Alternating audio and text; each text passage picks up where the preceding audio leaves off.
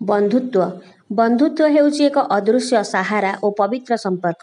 ବନ୍ଧୁଟିଏ ପାଖରେ ଥିଲେ ଜୀବନର ଚଲାପଥ ସୁରକ୍ଷିତ ମନେ ହୁଏ। ବନ୍ଧୁ ପରି ବନ୍ଧୁ, ସେହି ଦୁଇ ବନ୍ଧୁ ଯିଏକି ଜଗତରେ ଯୁଗ ଯୁଗ ପାଇଁ ଅନନ୍ୟ ଉଦାହରଣ ସୃଷ୍ଟି କରିଛନ୍ତି। ଜଣେ ଶ୍ରୀକ୍ଷେତ୍ର ବନ୍ଧୁ ଭକ୍ତବତ୍ସଳ ଜଗବନ୍ଧୁ ଦୀନବନ୍ଧୁ ତ ଆଉ ଜଣେ ଆଶା ଓ ବିଶ୍ୱାସର ବନ୍ଧୁ ଯାଜପୁରିଆ ବନ୍ଧୁ ବନ୍ଧୁ ମହାନ୍ତି। ଏହି ଦୁଇ ବନ୍ଧୁକୁ ମୋର କୋଟି କୋଟି ପ୍ରଣାମ ଜଣାଇ ମୁଁ ଆରମ୍ଭ କରୁଛି ଏହି ଭିଡ଼ିଓଟିକୁ। ଏହି ଭିଡ଼ିଓଟିରେ ଆମେ ଜାଣିବା ଯାଜପୁରିଆ ବନ୍ଧୁଙ୍କର ଶ୍ରୀକ୍ଷେତ୍ର ବନ୍ଧୁଙ୍କ ପ୍ରତି ଥିବା ଅଗାଢ଼ ଭକ୍ତି ଓ ଅତୁଟ ବିଶ୍ୱାସର କଥା। ଭିଡ଼ିଓଟିକୁ ଆରମ୍ଭ କରିବା ପୂର୍ବରୁ ମୋର ଆପଣମାନଙ୍କୁ ଅନୁରୋଧ, ଦୟାକରି ଭିଡ଼ିଓଟିକୁ ଶେଷ ପର୍ଯ୍ୟନ୍ତ ଦେଖନ୍ତୁ। ଯଦି ଭଲ ଲାଗିବ ଲାଇକ୍ କରିବେ, ସେୟାର କରିବେ।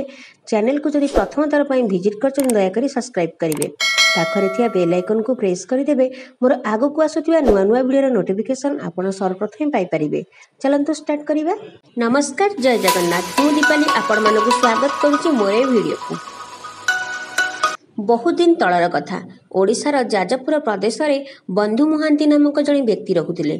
ଦରିଦ୍ରତାର ସମୁଦ୍ରରେ ବୁଡ଼ି ରହିଥିଲେ ମଧ୍ୟ ସେ ଜଣେ ସଚ୍ଚୋଟ ଏବଂ ଆଧ୍ୟାତ୍ମିକବାଦୀ ବ୍ୟକ୍ତି ଥିଲେ।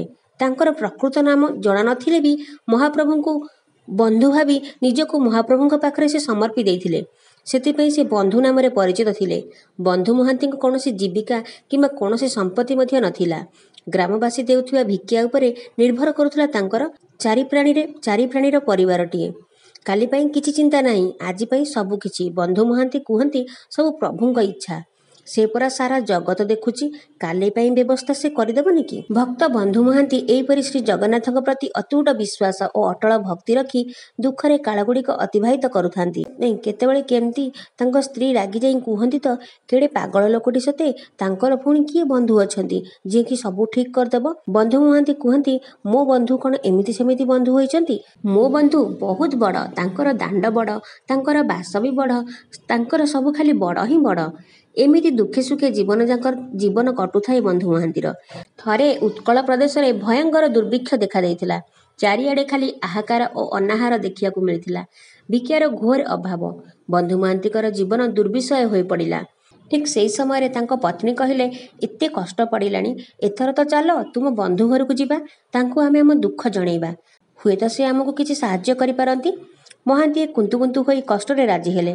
ବନ୍ଧୁ ମହାନ୍ତିଙ୍କର ପତ୍ନୀକୁ ଜଣା ନଥିଲା କି ବନ୍ଧୁ ମହାନ୍ତି ଯେଉଁ ବନ୍ଧୁ କଥା କହୁଛନ୍ତି ସେ ବନ୍ଧୁ ଆଉ କେହି ନୁହନ୍ତି, ସେ ହେଉଛନ୍ତି ସାରା ଜଗତର ବନ୍ଧୁ ଜଗବନ୍ଧୁ ଦୀନବନ୍ଧୁ ଜଗନ୍ନାଥ ବୋଲି। ତା ପରଦିନ ଦୁଇଟି ପିଲା ଓ ସ୍ତ୍ରୀକୁ ଧରି ଚାଲିଲେ ଶ୍ରୀକ୍ଷେତ୍ରକୁ ବନ୍ଧୁ ଘରକୁ। ଦୁଇଟି ଛୋଟ ପିଲାକୁ ସେ କାନ୍ଧରେ ବୋହି ନେଇ ଚାଲୁଥାନ୍ତି ଜନଶୂନ୍ୟ ରାଜପଥ। 4 ଦିନ କାଳ ଭୋକ ଉପାସରେ ବାଟ ଚାଲି ଚାଲି ଯାଇ ପହଞ୍ଚିଲେ ଶ୍ରୀକ୍ଷେତ୍ରରେ। ଅନେକ ରାତି ହୋଇଯାଇଥାଏ। ଶ୍ରୀମନ୍ଦିରର ସିଂହଦ୍ୱାରର କବାଟ ମଧ୍ୟ ବନ୍ଦ ହୋଇଯାଇଥାଏ। ମନ୍ଦିରରେ ପହରା ଦେଉଥିବା ବେତୁଆମାନଙ୍କୁ ବନ୍ଧୁ ମହାନ୍ତି ପଚାରିଲେ, ଇଏ ମୋ ବନ୍ଧୁଙ୍କ ଘର ନା? ବେତୁଆମାନେ ପାଗଳ କହି ଘଉଡ଼ାଇ ଦେଲେ। 4 ଦିନ ବାଟ ଚାଲି ଚାଲି ଥକି ଯାଇଥାନ୍ତି। କାହା ପେଟରେ ବି ଦାନାଟିଏ ବି ପଡ଼ିନଥିଲା। କ'ଣ କରିବେ? ପିଲାକୁ ଓ ସ୍ତ୍ରୀକୁ ଡାକି ନେଇ ଦକ୍ଷିଣ ଦ୍ୱାର ନିକଟସ୍ଥ ରୋଷଘରର ପେଜନଳା ପାଖକୁ ଯାଇ ସେଇଠି ସମସ୍ତେ ଟିକେ ଟିକେ ପେଜ ପିଇ ପୁରୁଣା ଗାମୁଛାକୁ ପାରି ସେଇଠି ଶୋଇପଡ଼ିଥିଲେ ବନ୍ଧୁ ମହାନ୍ତି ଓ ତାଙ୍କ ପରିବାର। ସାହି ସାହି ନିଶା ଗରଜୁଥାଏ। ରାତି ଅଧରେ କାହାର ସ୍ୱର ଶୁଣି ହଠାତ୍ ଉଠିପଡ଼ିଲେ ବନ୍ଧୁ ମହାନ୍ତି। ପୁଣି ସ୍ୱର ଶୁଭିଲା, ଏ ଯାଜପୁରିଆ ବନ୍ଧୁ, ଶୋଇପଡ଼ିଲ କି? ବନ୍ଧୁ ମହାନ୍ତି ଏହି ସ୍ୱର ଶୁଣି ଉଠିପଡ଼ିଲେ। ପୁଣି ଶୁଭିଲା ସ୍ୱର, ବନ୍ଧୁ ହେ ଯାଜପୁରିଆ ବନ୍ଧୁ, ପେଜନଳା ପାଖରେ ଶୋଇପଡ଼ିଲ କି? ମୁଁ ତୁମ ପାଇଁ କେତେ ପ୍ରକାରର ଖାଦ୍ୟ ଆଣିଛି, ଏଠାକୁ ଆସ, ଆଉ ଖାଦ୍ୟ ନିଅ, ପିଲାମାନଙ୍କୁ ଦିଅ, ଆଉ ନିଜେ ଖାଅ। ବନ୍ଧୁ ଘରେ କ'ଣ ଉପାସରେ ରୁହନ୍ତି କି? ବନ୍ଧୁ ମହାନ୍ତି ଦୌଡ଼ିଗଲେ ଦକ୍ଷିଣ ଦ୍ୱାର ନିକଟକୁ, ଯେଉଁଠାରୁ ଏ ସ୍ୱର ଭାସି ଆସୁଥିଲା। ସେଠାରେ ଯାଇ ଦେଖିଲେ ଜଣେ ବ୍ରାହ୍ମଣ ହାତରେ ସୁବର୍ଣ୍ଣ ଥାଳି ସହିତ ବିଭିନ୍ନ ପ୍ରକାରର ସୁସ୍ୱାଦୁ ଖାଦ୍ୟ ଧରି ଠିଆ ହୋଇଛନ୍ତି। ଆଉ ଖାଦ୍ୟର ମହମହ ବାସ୍ନାରେ ଚତୁର୍ଦ୍ଦିଗ ବାସୁଛି। ସେହି ବ୍ରାହ୍ମଣ ଜଣକ ବନ୍ଧୁ ମହାନ୍ତିକୁ କହିଲେ, କ'ଣ ବନ୍ଧୁ ଶୋଇପଡ଼ିଥିଲ କି? କହି ଥାଳିଟିକୁ ବନ୍ଧୁ ମହାନ୍ତିଙ୍କ ହାତକୁ ଧରେଇ ଦେଲେ। ତାପରେ ଅନ୍ତର୍ଦ୍ଧାନ ହୋଇଗଲେ। ବନ୍ଧୁ ମହାନ୍ତି ଥାଳି ଧରି ପିଲାମାନଙ୍କୁ ନିଦରୁ ଉଠାଇଲେ। ପତ୍ନୀକୁ କହିଲେ, ମୋ ବନ୍ଧୁ ଆସିଥିଲେ, ଏହିସବୁ ଖାଦ୍ୟ ଦେଇଗଲେ। ସମସ୍ତେ ଖାଇସାରି ମହାନ୍ତିଏ ଥାଳି ଫେରାଇବାକୁ ଯାଇ ଦେଖନ୍ତି ତ ସେଠାରେ ଆଉ କେହି ନାହାନ୍ତି। ବନ୍ଧୁ ମହାନ୍ତି ସୁନା ଥାଳିକୁ ମଇଳା ଗାମୁଛାରେ ଗୁଡ଼େଇ ମୁଣ୍ଡ ତଳେ ଥୋଇ ଦେଇ ଶୋଇପଡ଼ିଥିଲେ। ତା ପରଦିନ ସକାଳୁ ସେବାୟତମାନେ ମହାପ୍ରଭୁଙ୍କୁ ରାତିରେ ଲାଗି ହୋଇଥିବା ସେଇ ସୁନା ଥାଳି ଆଉ ନାହିଁ। ବହୁତ ଖୋଜାଖୋଜି ପରେ ରାଜାଙ୍କୁ ଯାଇ ଜଣାଇଲେ ଯେ ସୁବର୍ଣ୍ଣ ଥାଳି ଚୋରି ହୋଇଯାଇଛି ବୋଲି। ହଠାତ୍ ସିପାହୀମାନେ ଦେଖିଲେ ଯେ ବନ୍ଧୁ ମହାନ୍ତିଙ୍କର ମୁଣ୍ଡ ତଳେ ସେଇ ଥାଳିଟିଏ ରଖି ବନ୍ଧୁ ମହାନ୍ତି ଗାମୁଛାରେ ଗୁଡ଼େଇ କରିକି ଶୋଇଛନ୍ତି ବୋଲି ବହୁତ ଗାଳି ଦେଲେ। ବହେ ମାଡ଼ ମାରି ତାଙ୍କୁ ଚୋର ଭାବି ରାଜନଅର ଆଡ଼କୁ ନେଇଗଲେ। ତାପରେ ତାଙ୍କୁ ସିପାହୀମାନେ ବନ୍ଦୀଶାଳାରେ ଠୁଙ୍କିଦେଲେ। ଗୋଟେ ଛୁଆ ଓ ସ୍ତ୍ରୀ ବହୁତ କାନ୍ଦୁଥାନ୍ତି। ବନ୍ଧୁ ମହାନ୍ତି ମହାପ୍ରଭୁଙ୍କୁ ଧ୍ୟାନ କରୁଥାନ୍ତି ଓ କହୁଥାନ୍ତି, ବନ୍ଧୁ ମୋତେ ଡକେଇ ଆଣି ଏମିତି ବନ୍ଧେଇ ଦେଲ। ହଉ, ସବୁ ତୁମରି ଇଚ୍ଛା। ମହାପ୍ରଭୁ କ'ଣ ସ୍ଥିର ହୋଇ ରହିପାରିବେ ଭକ୍ତଙ୍କର ଏଇ କଷ୍ଟ ଦେଖି? ମହାପ୍ରଭୁଙ୍କର ସ୍ୱପ୍ନାଦେଶ ହେଲା ରାଜା ପ୍ରତାପରୁଦ୍ରଙ୍କ ପାଖକୁ। କହିଲେ, ହେ ରାଜା, ତୁମେ କ'ଣ ତୁମ ବନ୍ଧୁଙ୍କର ଅତିଥି ଅଭ୍ୟର୍ଥନା କର ନାହିଁ କି? ତେବେ ମୋ ବନ୍ଧୁ ମୁଁ ଅଭ୍ୟର୍ଥନା କଲି। ମୋ ବନ୍ଧୁ ସିଏ ଯାଜପୁରିଆ ବନ୍ଧୁ। ସେ ଭୋକରେ ତା ପରିବାର ସହିତ ପେଜନଳା ପାଖରେ ଶୋଇଥିଲେ। ମୁଁ ଅଭ୍ୟର୍ଥନା କଲି।